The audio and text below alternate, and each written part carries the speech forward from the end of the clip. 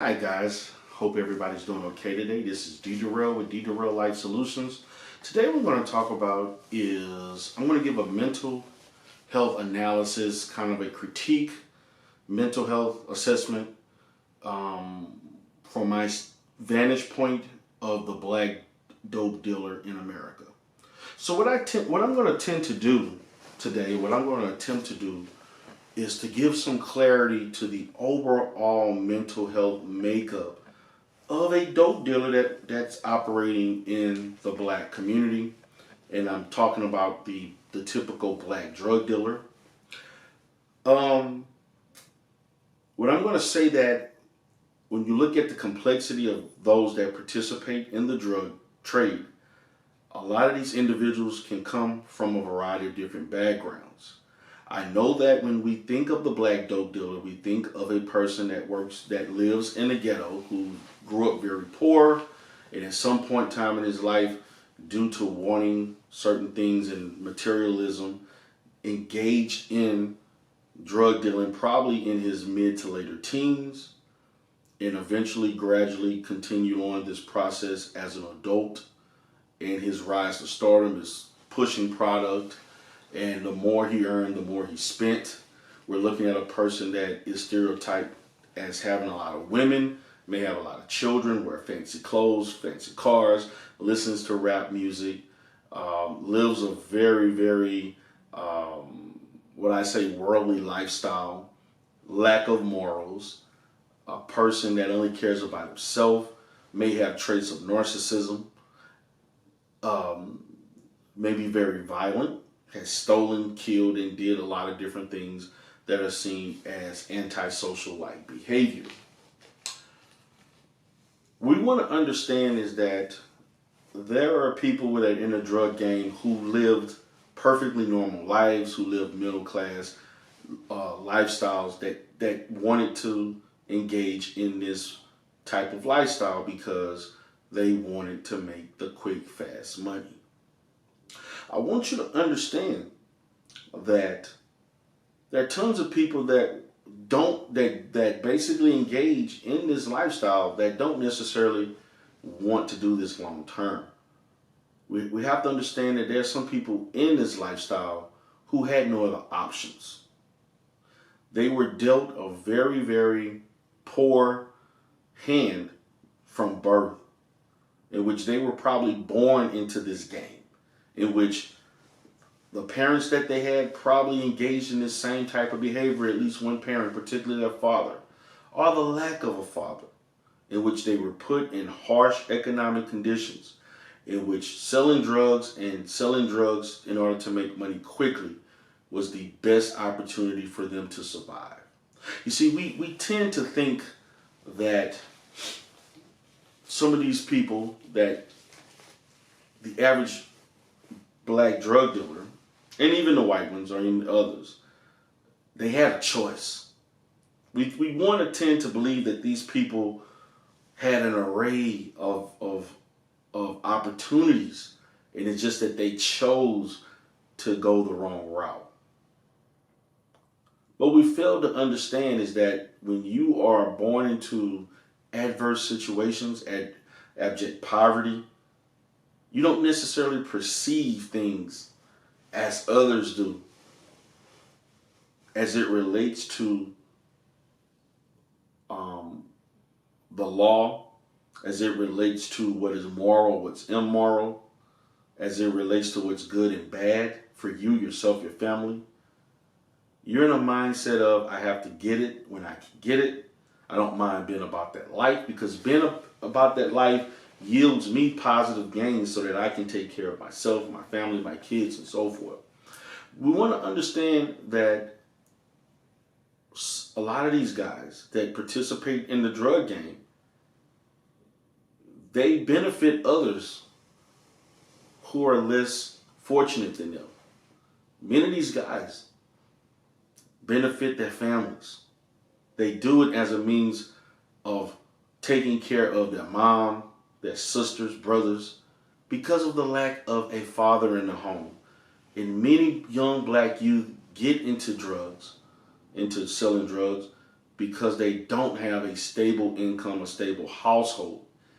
And because of the pressure of being a male or the oldest male in the home, they're put in a position in which they may disconnect from other things that could potentially allow them to be successful, such as school, sports, and other talents. Because who can relate to going home and no food in the refrigerator? Who can relate to your mom crying because she can't pay all the bills? Who can relate to the fact that it's cold and you have no heat? Who can relate to these things? And as we know, government benefits and so forth is not going to basically allow you to live in a comfortable state. So let's think about the psychology of a person who has to process that I am almost fully grown, healthy, mentally ready to take on anything.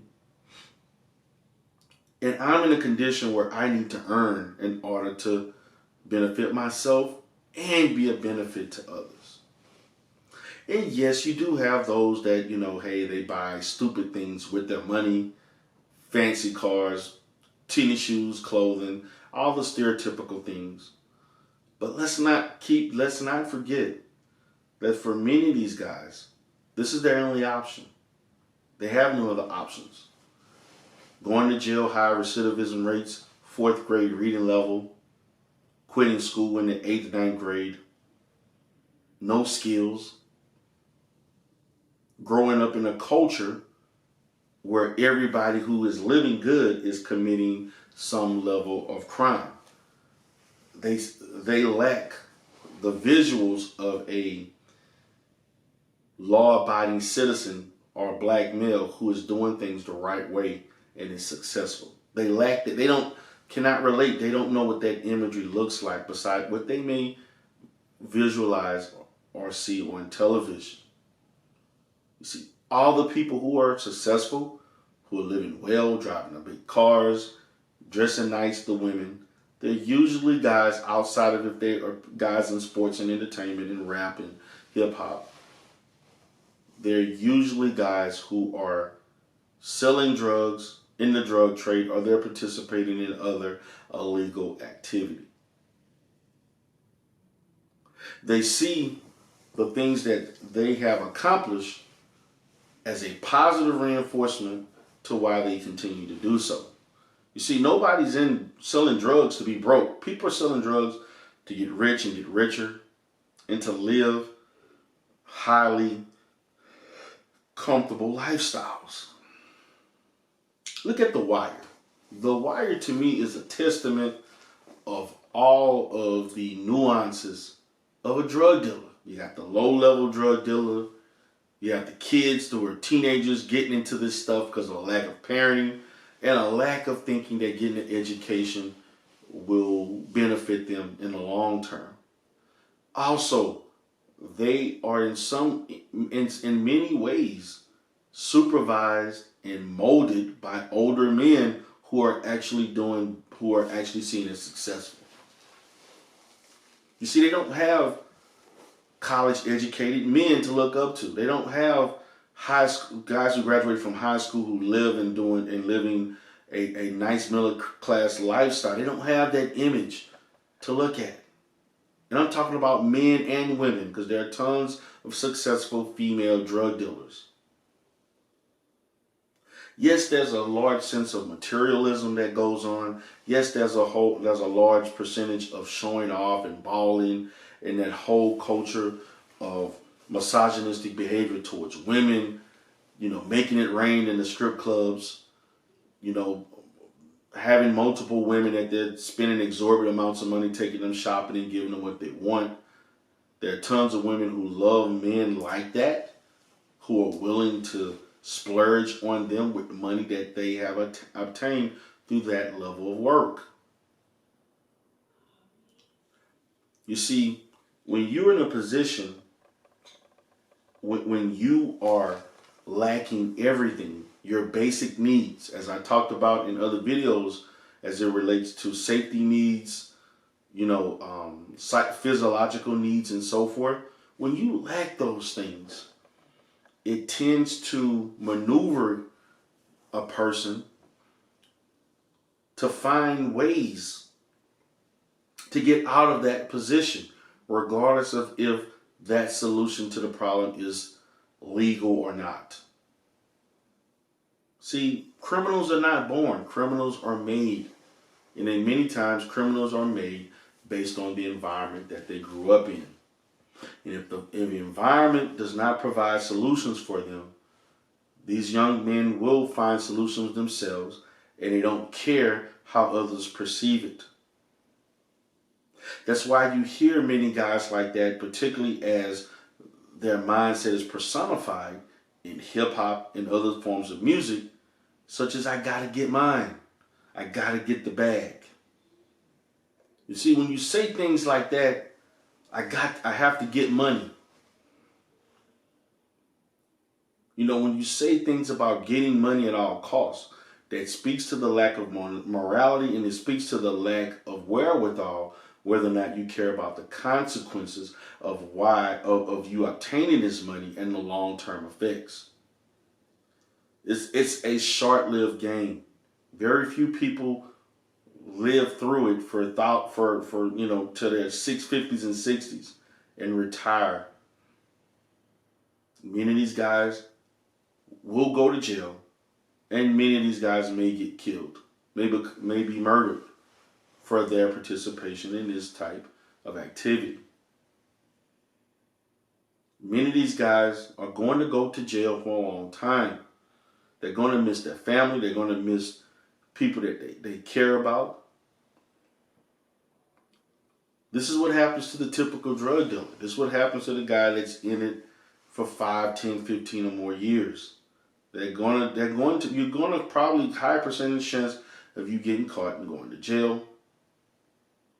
High percentage chance that you could easily, depending on what cities you're in, you may be murdered, shot at, or severely injured.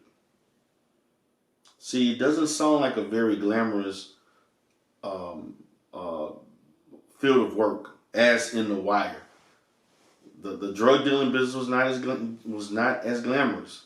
There was a high level of hypervigilance, a high level of suspiciousness of others, a high level of violence, of lying, cheating, stealing. So these are the things that make up that mindset of people like this. Make up the mindset of them constantly wanting to go higher, higher up to control the territories, to control the influx, to have that perfect connect that they're connected to, and where they can have consistent flow of funds, a consistent flow of product. Getting that connect is key. This is a business. They control these businesses and operate it just like anybody would operate any small business or corporation. Now, there's a lot of things that go on in this game.